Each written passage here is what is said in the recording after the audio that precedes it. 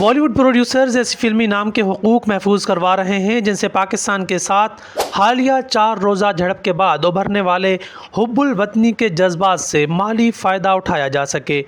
پہلگام حملے کے بعد رواں سال مئی میں دونوں ممالک کے درمیان عسکری جھڑپیں ہوئیں جس سے دونوں جوہری طاقتیں ممکنہ خوفناک جنگ کے قریب پہنچ گئی تھی۔ بالی ووڈ میں فلمی اداروں نے کئی فلمی نام رجسٹر کروائے ہیں جن میں مشن سندور، سندور دی ریونج، دی پہلگام ٹیرر اور سندور آپریشن شامل ہیں۔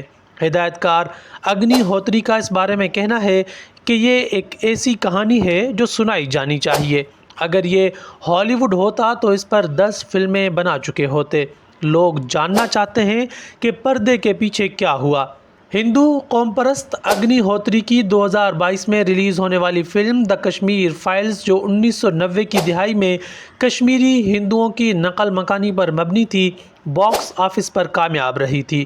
ہندو انتہا پسند حکمران جماعت بھارتیہ جنتا پارٹی نے اس فلم کی بھرپور حمایت کی تھی، حالانکہ بعض حلقوں نے اسے انڈیا کی مسلم اقلیت کے خلاف نفرت پھیلانے کی کوشش قرار دیا۔ تنقید نگاروں کا کہنا ہے کہ 2014 میں ہندو قوم پرست نریندر مودی کے وزیر اعظم بننے کے بعد سے بالی ووڈ میں ان کی حکومت کے نظریات کے پرچار میں تیزی آئی ہے۔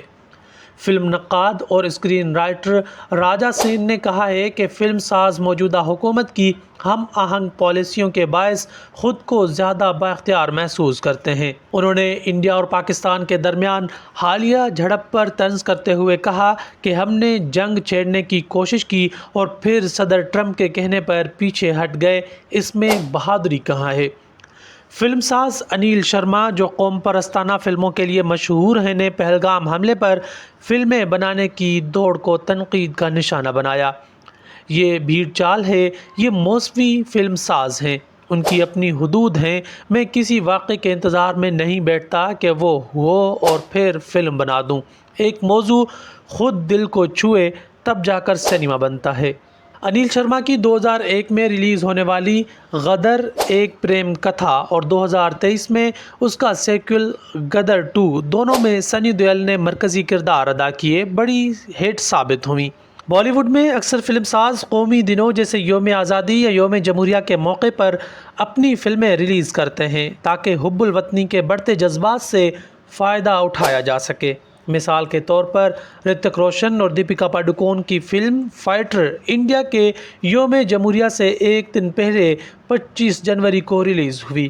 اگرچہ فلم فائٹر مکمل طور پر حقائق پر مبنی فلم نہیں تھی، لیکن اس میں 2019 میں انڈیا کی جانب سے پاکستان کے بالا کوٹ پر کیے گئے فضائی حملے کی جھلکیاں موجود تھیں۔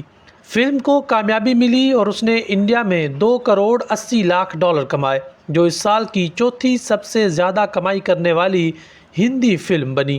اسی سال ریلیز ہونے والی فلم چھاوا جو مراٹھا سلطنت کے حکمران سمبھاجی مہاراج کی زندگی پر مبنی تھی، سال کی سب سے زیادہ کمائی کرنے والی فلم بنی، لیکن اس پر بھی مسلمانوں کے خلاف تعصب پھیلانے کے الزامات لگے۔ راجا سین کا کہنا ہے یہ ایسے وقت میں ہے جب سینما میں مسلمان بادشاہوں اور مسلم رہنماؤں کو جارح اور خونخوار انداز میں پیش کیا جا رہا ہے۔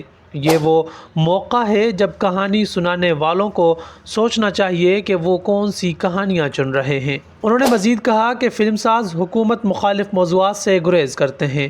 اگر عوام کو بار بار ایک ہی ایجنڈا پر مبنی فلمیں دکھائی جائیں اور دوسرا پہلو سننے ہی نہ دیا جائے تو وہ پروپیگنڈا اور غلط معلومات عوامی ذہن میں بیٹھ جاتی ہے۔ معروف ہدایت کار راکیش اوم پرکاش مہرا کا کہنا ہے کہ حقیقی حب الوطنی یہ ہے کہ سینما کے ذریعے امن اور ہم آہنگی کو فروغ دیا جائے۔ ان کی 2006 کی فلم رنگ دے بسنتی نے نیشنل فلم ایوارڈ برائے بہترین عوامی فلم جیتا اور گولڈن گلوب اور آسکر کے لیے انڈیا کی جانب سے نامزد ہوئی۔